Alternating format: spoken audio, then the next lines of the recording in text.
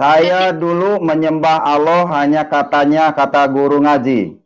Ya, kata Baik, guru ya. ngaji itu katanya nyembah Allah. Tapi setelah saya munggah haji ke Arab, ternyata yang disebut Allah itu di sana batu hitam. Batu hitam dicium rebutan. Begitu. Baik. Nah, di situ saya Kalau berpikir, pulang ke Indonesia, saya mencari yang benar. Saya mengikuti ajaran yang dikatakan di dalam rukun Islam nomor 5, yaitu wahijul baita man istata'a ilaihi sabila.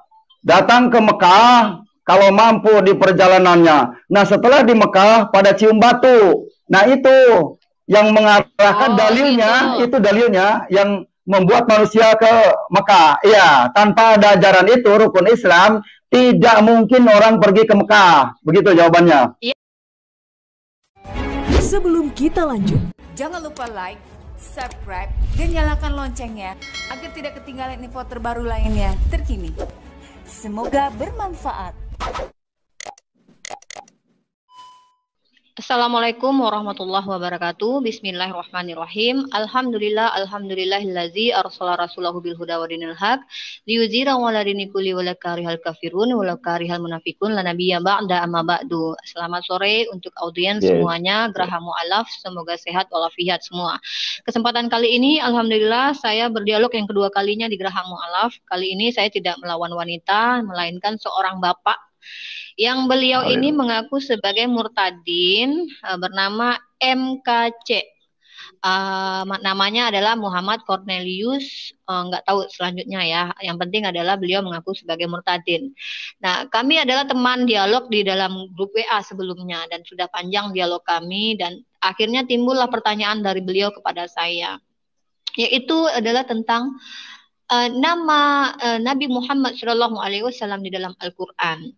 Nah, ini menarik sekali saya angkat ke dalam Geraha Mu'alaf ini. Yang pertama adalah kenapa saya ingin meluruskan tentang bisa jadi kesalahpahaman terhadap umat Islam dengan Bapak Kaci Allahu Alam. Yang jelas adalah di sini beliau mempertanyakan apakah nama Nabi Muhammad tidak ada.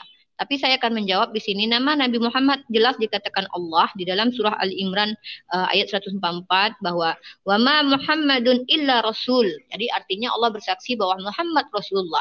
Tapi tidak ada nama Muhammad bin Ibnu Abdullah memang di dalam Al-Quran. Namun apakah itu penting untuk umat Islam?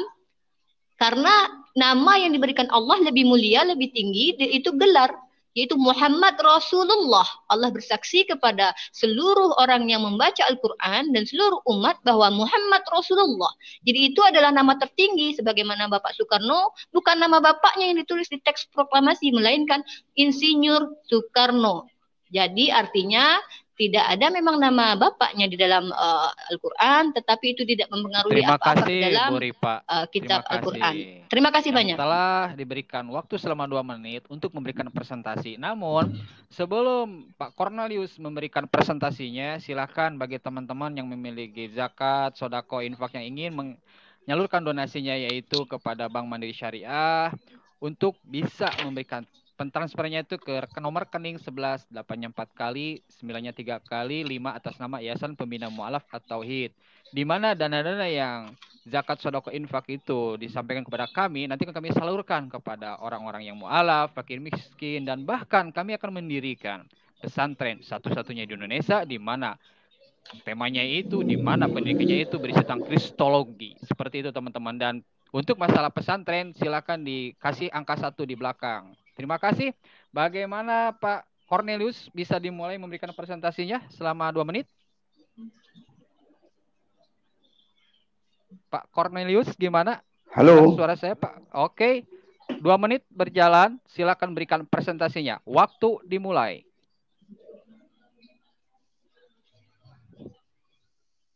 Silakan MKC. Silakan Pak Cornelius memberikan presentasinya. Gus, sorry, tahan dulu waktu. Oke, silakan lanjut. Terus. Salam, selamat sore teman-teman. Berjumpa lagi dengan Muhammad KC di Geraha Mu'alaf. Pada sore hari ini saya akan diskusi dengan Saudari Ripa Ripa Budiman, yang dia seorang mu'alaf. Saya Siapa bilang? Muhammad Kace seorang murtadin, ya.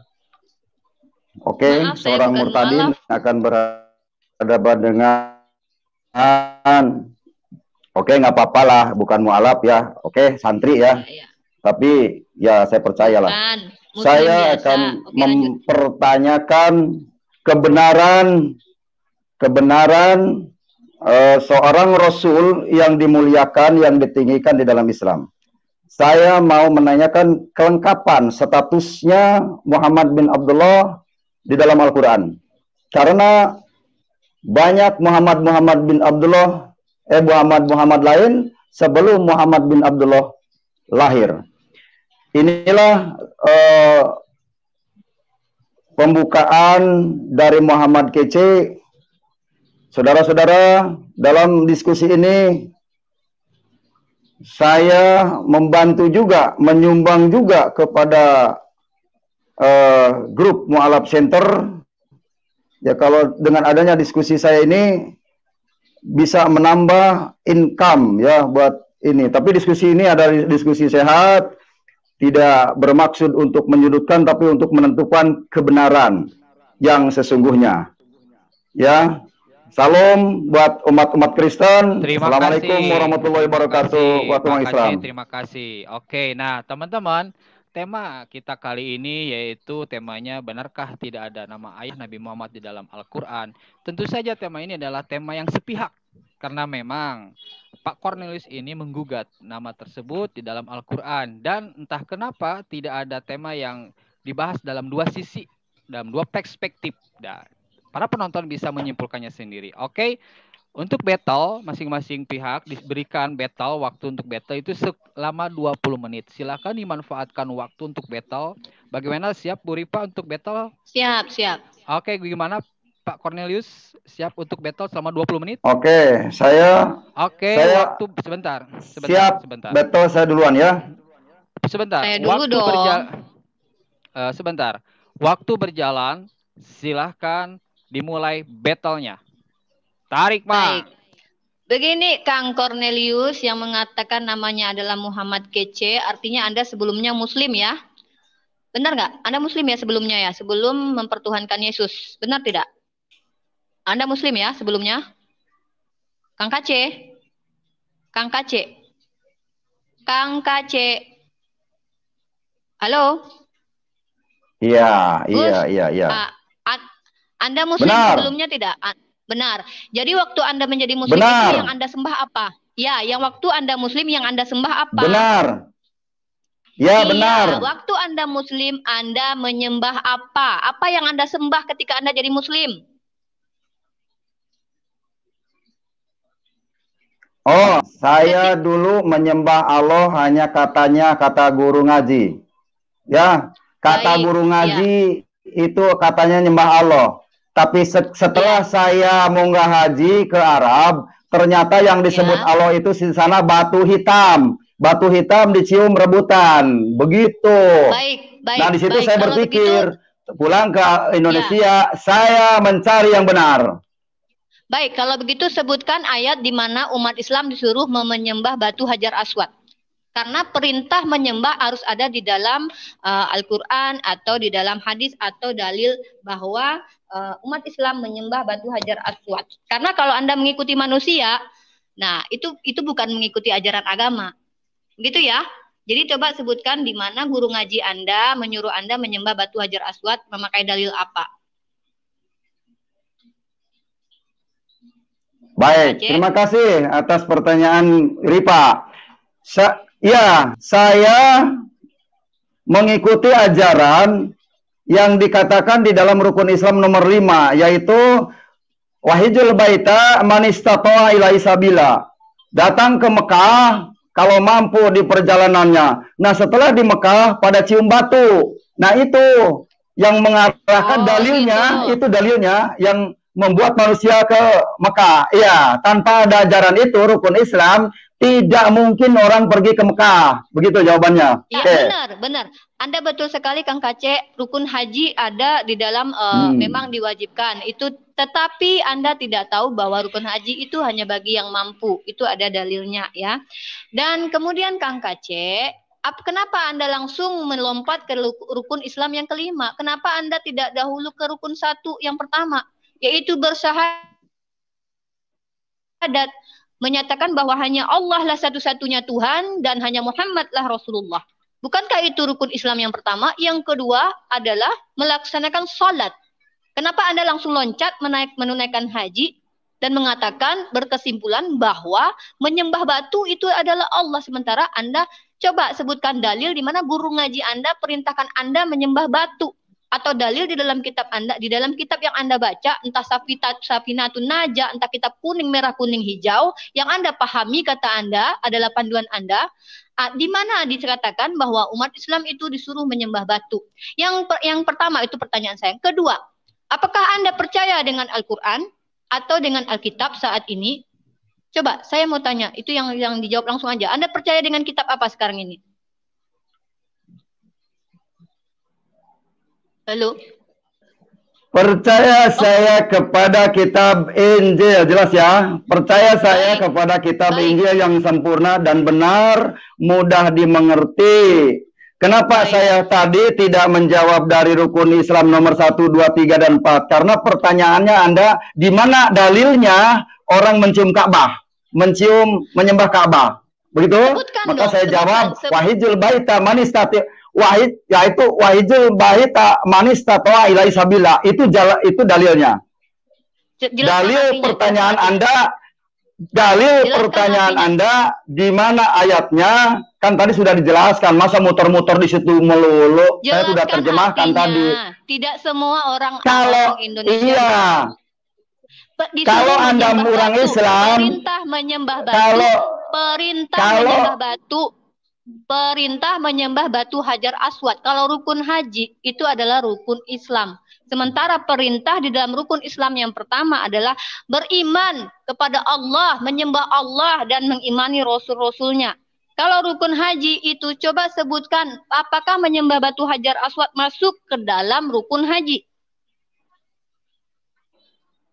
Cepat.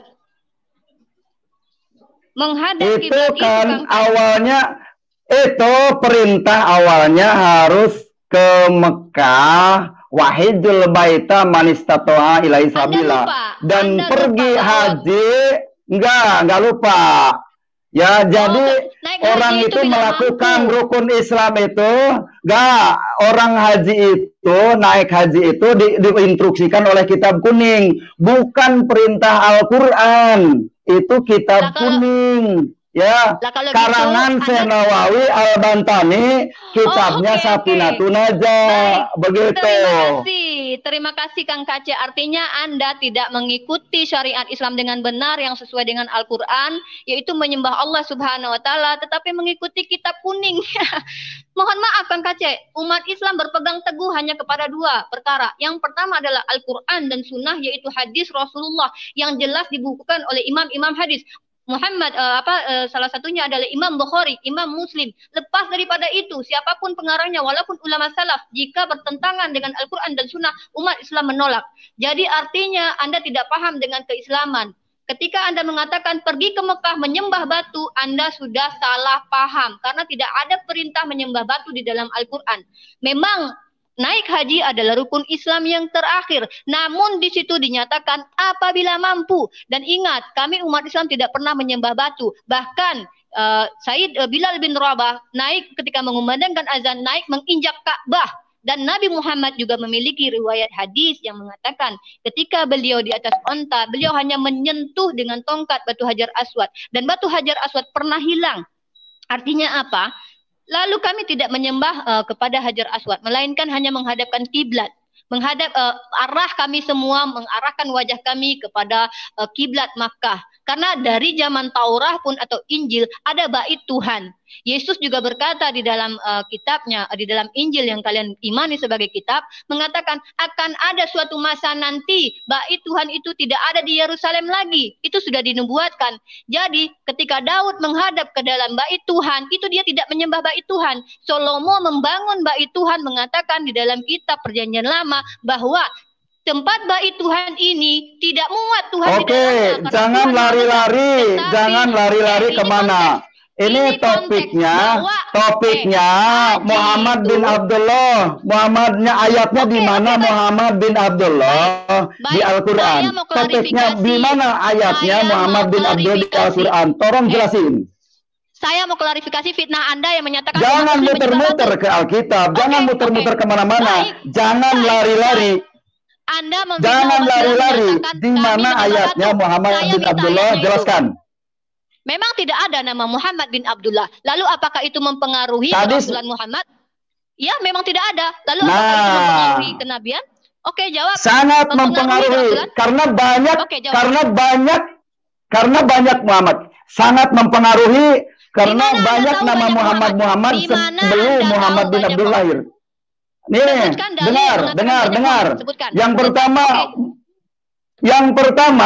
Yang pertama, Muhammad bin Sufyan bin Mujasi, buyut penyair Arab jahiliyah. Baik, oke, lanjut.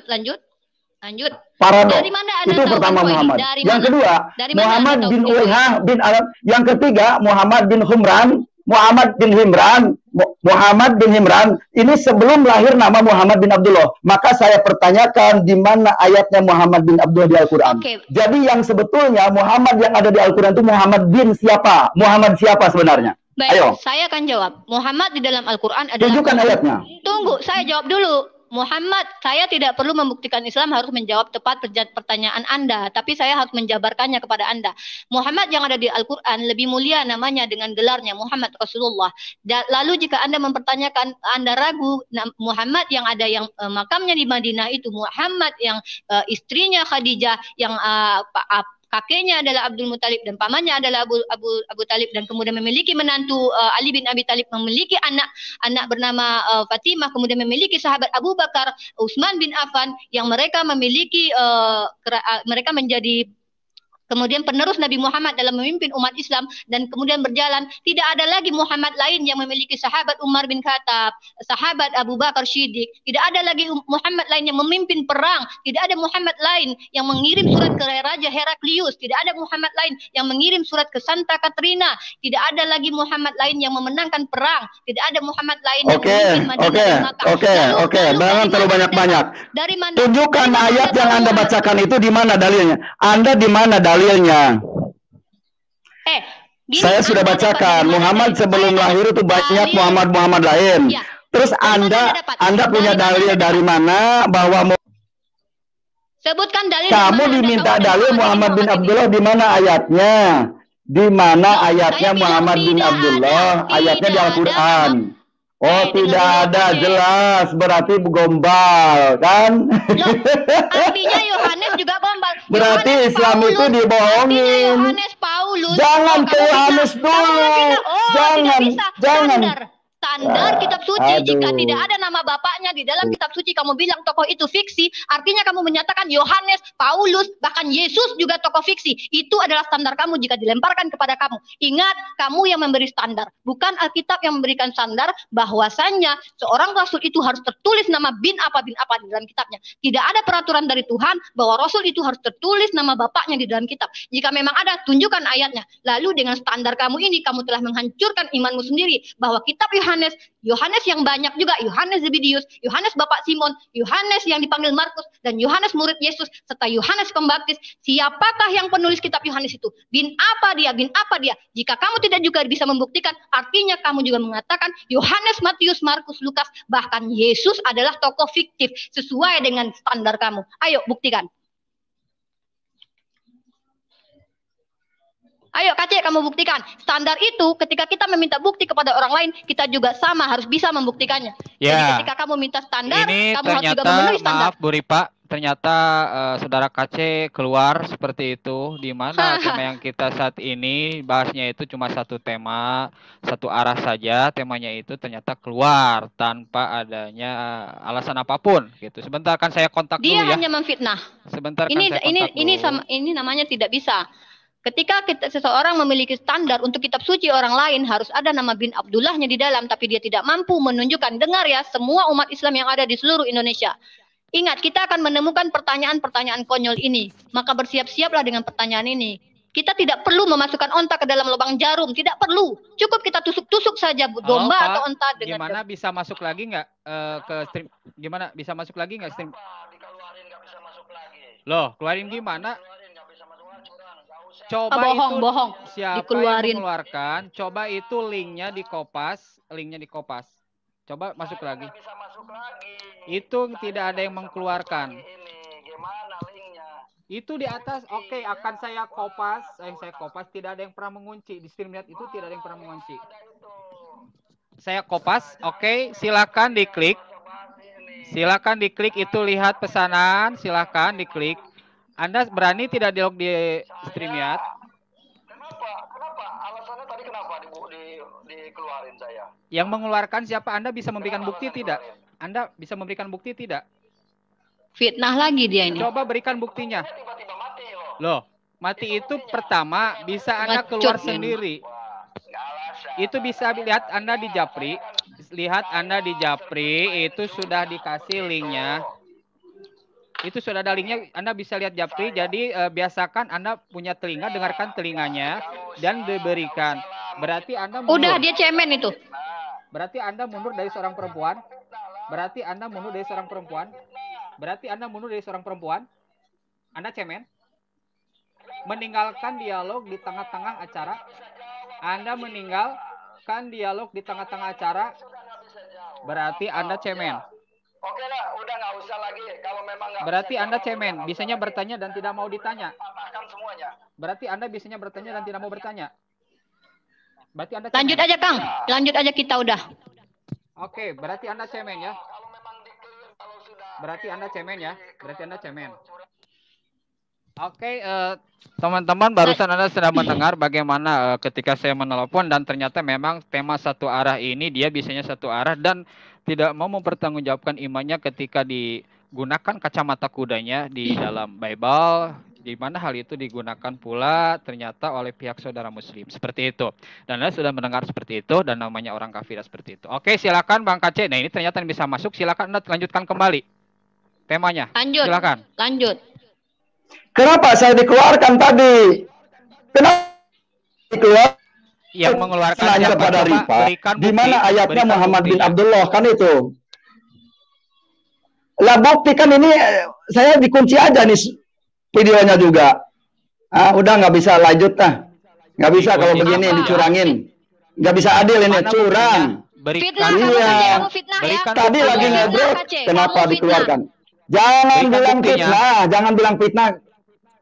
Ya itu Bisa mati berikan bagaimana buktinya, buktinya? Lah, Oke, Anda Udah, bisa- nggak usah saya nggak lanjut. kooperatif lagi.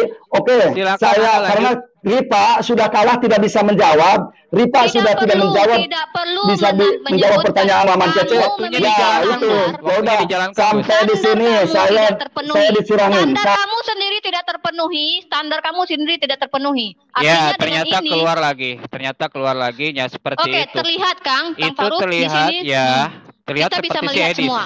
Terlihat seperti Edis yang ternyata seperti itu keluar sendiri, padahal ketika dulu saya kontak sama Edis juga ngaku seperti itu keluar sendiri dan ternyata pas kita lihat Japrianya ya seperti itu. Oke, disinilah gitu kan Anda bisa menilai teman-teman gitu dan tidak jauh berbeda keadaannya dengan Edis Sidabutar. Oke, silahkan dilanjut. Saya lanjut. Baik.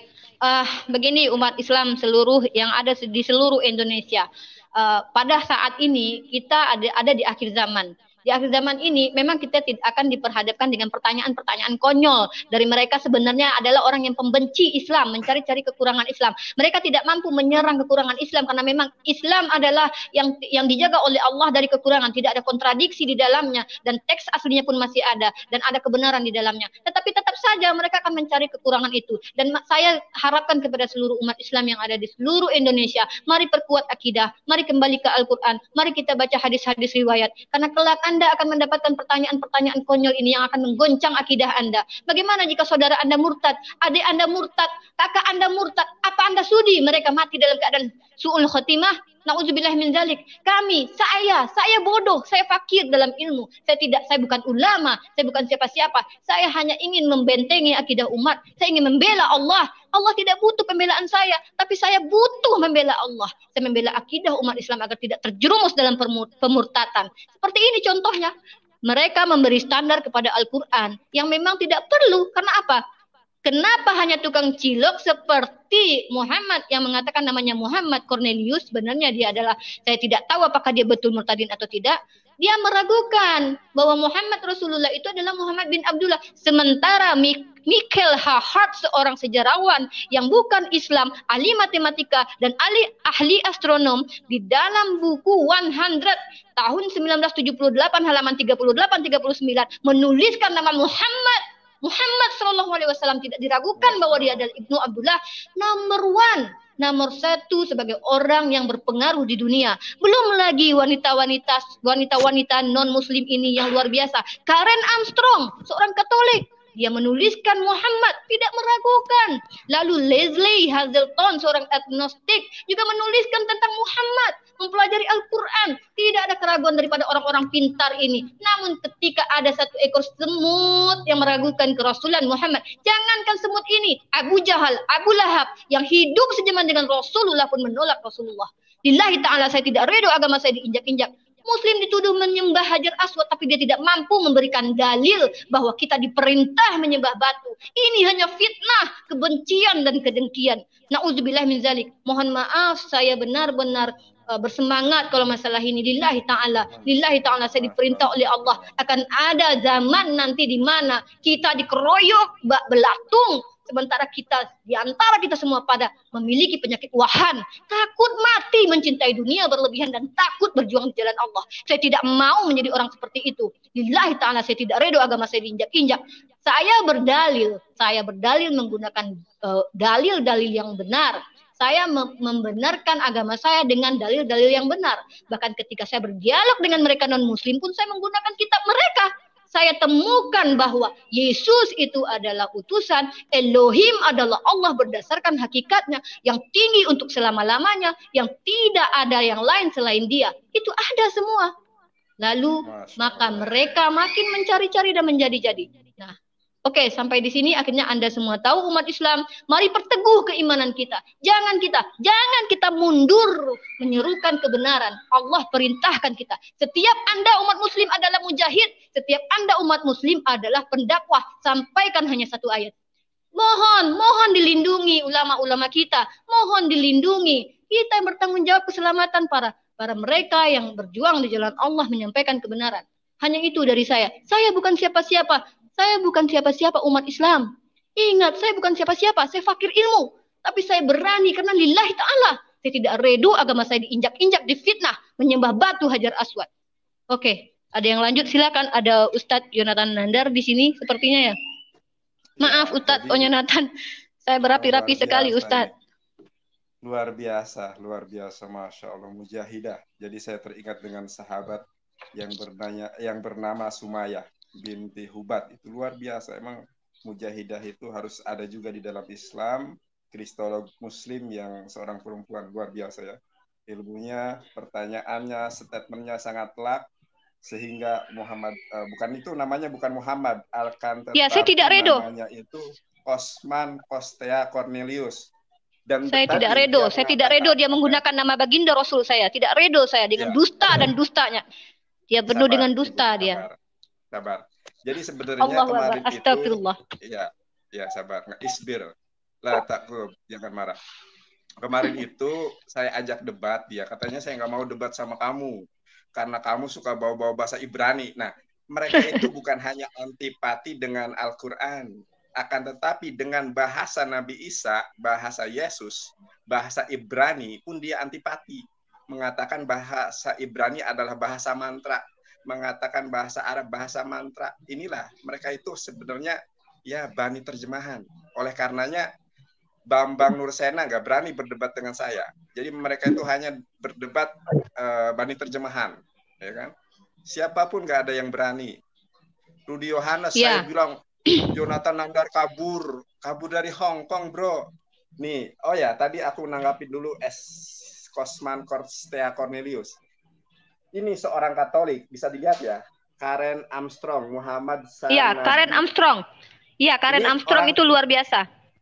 Ini orang kafir yang nulis, tapi dia objektif. Tidak ada seseorang yang bernama Muhammad sebelum ya lahirnya Muhammad SAW dan sebelum ada risalah Islam. Jadi kalau ngomong itu jangan asal mengikuti Ruhul Qudus yang tidak benar. Kenapa? Ini orang kafir objektif mengatakan bahwa tidak ada nabi, tidak ada seorang pun yang bernama Muhammad kecuali Muhammad datang. Jadi kalau dia mengatakan ada Muhammad lain, tunjukkan dengan dalil. Saya tunggu Muhammad Kostea Cornelius. Jangan asal bunyi. Makanya itu Ustadz mereka memberikan standar kepada kita. Mereka selalu menuduh agama Islam, agama penyembah berhala, menyembah batu. Tapi saya minta dalil padahal dia katanya Muslim dulu. Lalu ketika saya tanya, dia bilang dia ke Mekah menyembah batu. Diminta dalil dia tidak punya. Tidak ada satupun dalil yang menyatakan kita menyembah batu. Itu fitnah terkeji. Maka itu yang saya kejar dari dia. Kemudian yang selanjutnya Ustadz Yonatan, dia katakan bahwa dengan tidak adanya Ibnu Abdullah di dalam Al-Quran, maka batallah kerasulan Muhammad. Dia mengangkangi kitabnya sendiri. Yohanes banyak sekali. Yohanes bin apa? Bukan hanya Yohanes, Bu Ripa. Tapi Yesus Kristus tidak pernah, dengarkan, Yesus Kristus itu tidak pernah mengatakan di dalam 4 Injil kanonik, akulah Yesus Kristus. Tidak pernah. Lalu kalau kita menggunakan standar itu, coba orang Kristen sedunia ini sebutkan satu ayat yang mengatakan, akulah Yesus bin Yahweh, akulah Yesus Kristus. Ada nggak dalil seperti dan itu? Dan anehnya ya Ustadz. Atau Ustadz, yang aneh itu apa coba? Di dalam Injil kanonik itu, di dalam Perjanjian Baru Perjanjian Baru, Yesus itu kan jelas-jelas nggak punya bapak kan? Dia kan adalah dari kalimat Allah, dari sebagaimana penciptaan Yesus, begitulah penciptaan Adam. Dan anehnya di dalam Injil mereka ada loh silsilahnya dari bapak angkat. Iya. Kamasali Isa, kamasali Adam. Penciptaan Isa itu kamasali Adam, sebagaimana penciptaan Adam itu menggunakan kalimat Allah, yaitu kun. Kalimat Allah itu adalah kun fayakun, terjadi makalah terjadilah dia. Begitu.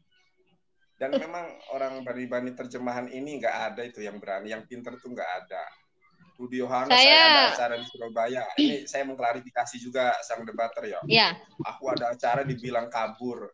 Rudy, kamu tuh bani terjemahan. Saya sudah siapkan amunisi bahasa Ibrani. Nanti Grahamu Alap tolong fasilitasi biar kita oyak-ayak sang debater itu. Aku sudah siapkan bahasa Ibraninya sang debater. Aduh, ya Allah. Kamu bisa membacanya. Ya, Masya Allah Ustadz. Semoga Allah jaga antum Ustadz Yonatan. Semoga Allah jaga Ustadz Aristo. Semoga kita dijaga Allah.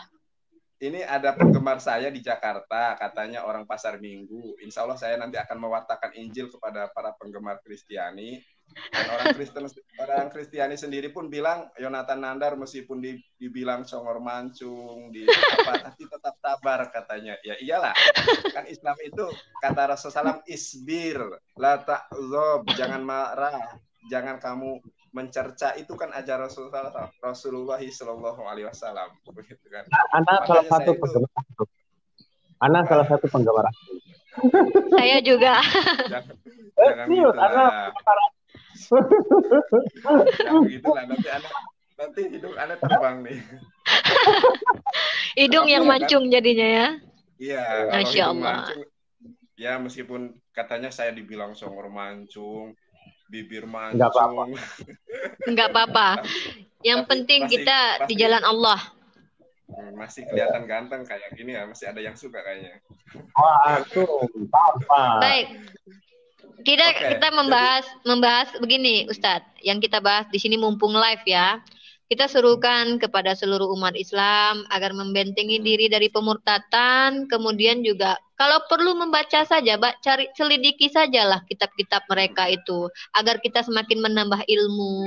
Tapi jangan lupa membaca Al-Qur'an dan hadis. Kalau tidak tahu kita bertanya dan lihatlah di channel-channel umat Islam semua. Semua rata-rata sudah mulai subur channel-channel Muslim yang memberitakan Injil. Karena memang kan Injil adalah ajaran Yesus alaihissalam, Isa alaihissalam yang mengajarkan tentang Islam sendiri. Karena Yesus itu menyembah satu Tuhan. Bahkan dia melaksanakan apa yang orang Islam lakukan. Seperti berpuasa. Kita sudah tahu semua kan ya. Seperti Ustadz Yonatan dan Kang Aris kan tahu semua. Bahkan Yesus pun mengajarkan dihisab. Di mana dia katakan, sebagaimana kamu menghakimi, maka kamu akan dihakimi juga. Ukuran yang kamu pakai untuk mengukur akan diukurkan kepadamu. Telak di situ Yesus mengajarkan bahwa kita akan dihisab dengan timbangan mizan nanti. Allahu a'lam. Nah, silakan tanggapi Kang Aris sama Kang Yonatan. Dan mohon maaf saya harus selesai sepertinya ya, karena saya ada tanggung jawab, anak saya harus mandi. Silakan dilanjut. Mohon maaf. Ada kasih penutup sedikit. Mohon maaf atas saya agak keras hari ini. Lillahi ta'ala, demi Allah, kalau pribadi saya dihina, saya akan insya Allah coba untuk bersabar. Tetapi saya tidak bisa dan tidak tahan apabila agama Allah saya, Muhammad, Nabi saya dihina-hina. Mohon maaf saya tidak bisa menahan diri. Walaupun saya akan mencoba dengan cara terbaik sebagai manusia menyampaikan. Dan hari ini sudah terbukti bahwasanya mereka hanya menyampaikan fitnah tanpa dalil, memberikan standar kepada kita umat Islam namun tidak mampu memenuhi standar mereka. Hari ini saya sudah tunjukkan bukti bahwa kita agama Islamlah agama yang hak, agama yang berdasarkan dengan Alkitabnya, mengikuti perintah dari kitabnya, mengikuti perintah dari junjungannya yaitu Rasulnya. Mohon maaf kepada semua umat Islam jika ada kata-kata saya yang tidak pada tempatnya sebagai seorang muslimah, dan mohon maaf kepada seluruh pembina Geraha Mu'alaf jika saya lost control dan saya keluar dari jalur sebagaimana seharusnya. Kita tidak perlu menanggapi dengan seperti itu. Tapi lillahi ta'ala itu datang sendiri karena saya tidak sudi ketika difitnah secara terang-terangan di khalayak ramai. Dikatakan kita menyembah Hajar Aswad padahal jelas-jelas tidak ada seperti itu. Oke, dan mohon maaf saya harus undur diri. Silahkan jika ingin dilanjut karena saya memiliki tanggung jawab sebagai seorang ibu rumah tangga. Anak-anak saya belum mandi, bentar lagi maghrib. Dan untuk Ustadz Yonatan Nandar, Ustadz Aristot, kepada pembina Geraha Mu'alaf, terima kasih banyak atas kesempatannya meluruskan fitnahan kepada agama kita. Wabillahi taufik wal hidayah. Wassalamualaikum warahmatullahi wabarakatuh. Allahu akbar, Allahu akbar, Allahu akbar. Salam satu Tuhan. Ingat, Tuhan hanya satu, Muslim itu satu. Jangan pisah, kita akan hancur. Itu saja terakhir. Wabillahi taufik wal hidayah. Assalamualaikum warahmatullahi wabarakatuh. Waalaikumsalam warahmatullahi wabarakatuh. Semangat sekali, luar biasa ya. Ya, itulah teman-teman gitu kan, para penonton bisa seperti itu ya, bisa menyimpulkan seperti apa sih gitu kan saudara Cornelius yang mengklaim sebagai murtadin, dan ternyata kita bisa menilai sejauh mana pemahaman, keilmuan seorang murtadin ini gitu, keilmuan Islamnya seperti itu. Nah, tidak ada satupun orang murtadin yang memang wawasannya itu luas dan intelektual seperti itu. Ada, sebelum kita tutup, ada pernyataan yang terakhir, silahkan. Sebelum kita tutup acaranya. Oke, silahkan kita kasih waktu 5 menit ya. Bentar lagi maghrib. Silakan. Kang Aristo dulu, Kang Aristo. Bismillahirrahmanirrahim. Assalamualaikum warahmatullahi wabarakatuh. Kepada seluruh sahabat-sahabat, semoga hari ini dalam keadaan sehat walafiat ya.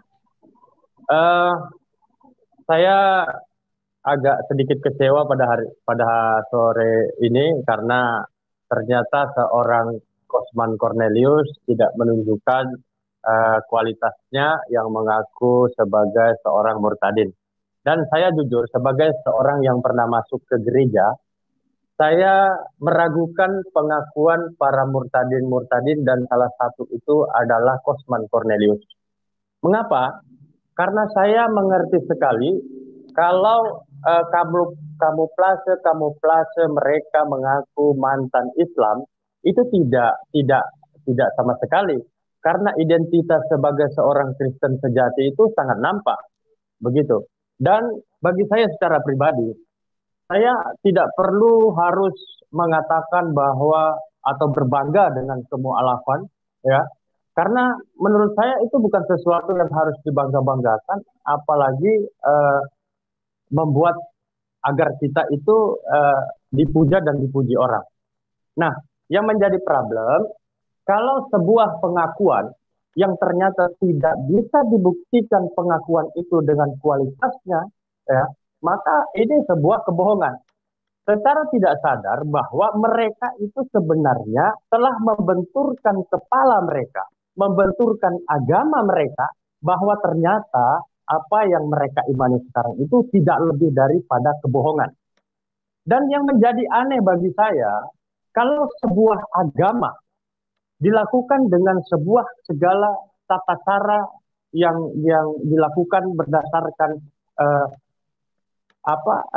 kebohongan, mengapa kok tidak ada reaksi begitu loh? Berbeda dengan Islam, tidak ada sesuatu yang dibolehkan di dalam Islam itu dilakukan dengan cara-cara berbohong, dengan cara-cara yang tidak benar. Begitu. Beres-beres. Jadi saya kira, ayo kalau kalau anda semua itu mengaku sebagai seorang mantan Muslim, lalu mendiskreditkan Islam, halo, saya mau perlu kasih tahu. Itu banyak para profesor dan ilmuwan dunia yang mengagumi kehebatan Nabi Muhammad dan mengagumi kehebatan tentang Islam dan Al-Quran. Begitu. Kalau profesor dunia saja mengakui keindahan akhlak Nabi Muhammad, sepak terjang seorang revolusioner Islam, ya, itu dikagumi, diakui oleh para ilmuwan. Apakah mungkin seorang Kosman Cornelius, seorang Kosman KC kita dengarkan? Begitu. Bagi saya, seorang Kosman KC ini tidak lebih daripada radio rusak. Dan tidak memberi pengaruh apa-apa buat kami, gitu. Kan gitu. Profesor level dunia saja mengakui kerasulan, kehebatan Nabi Muhammad masih banyak, ya. Mahatma Gandhi, ya. Bahkan tokoh seorang tokoh dari Prancis, saya lupa namanya. Nah, masih banyak lagi mengakui bahwa betapa kemuliaan, kehebatan Nabi Muhammad dengan akhlakul karimah, ya, seorang yang tidak dapat membaca dan menulis, tetapi bisa menaklukkan dunia ini. Dan perlu sahabat-sahabat ketahui, kehadiran Nabi Muhammad Sallallahu Alaihi Wasallam membebaskan belenggu penjajahan Imperium Romawi, dibebaskan oleh seorang yang tidak dapat membaca dan tidak dapat menulis. Dia adalah Muhammad bin Abdullah. Dan sejarah tidak bisa mungkin terbantahkan, satu-satunya manusia di bumi ini yang bisa membebaskan penjajahan dari belenggu Imperium Romawi. Tidak ada lain seorang nama, hanya satu tercatat dalam sejarah dan tidak akan bisa mungkin dibantahkan oleh siapapun. Dia adalah Muhammad bin Abdullah, agama Islam yang dimuliakan oleh para umat Islam. Begitu. Jadi kalau hanya sekedar Muhammad KC, seorang pembohong domestik yang levelnya nggak jelas, saya sudah banyak mendotong kok di berbagai channel YouTube, baik Yonatan Nandar dan lain-lain, tidak bisa membuktikan bahwa bagaimana kualitas dia seorang murtadin. Tidak ada. Justru sebenarnya hal-hal seperti ini mereka sedang membenturkan agama mereka yang mereka yakini, karena secara tidak langsung saya hadir di sini mewakili agama yang saya imani, maka secara tidak langsung saya membawa agama saya. Begitu juga dengan Kosman Cornelius. Ketika datang sebagai seorang Kristen, maka secara tidak langsung dengan segala kebohongannya, mereka telah membenturkan agama mereka pada sebuah kebohongan. Jadi cara-cara yang tidak baik gitu loh. Mengapa mereka mendiskreditkan tentang silsilah Nabi Muhammad dan kenabian Nabi Muhammad? Karena apa? Sudah tidak ada cara lagi, mereka kehabisan cara untuk bisa membuktikan kebenaran yang mereka imani. Begitu. tidak fair ketika kita datang menunjukkan tentang segala referensi data yang ada di dalam kitab mereka. Mereka mengatakan bahwa kami telah mendiskreditkan mereka. Padahal semuanya itu ada referensinya. Begitu. Nah, mungkin dari saya tidak panjang lebar karena memang waktu Indonesia Barat akan ini ya. Silakan Ustadz Yonatan Anda.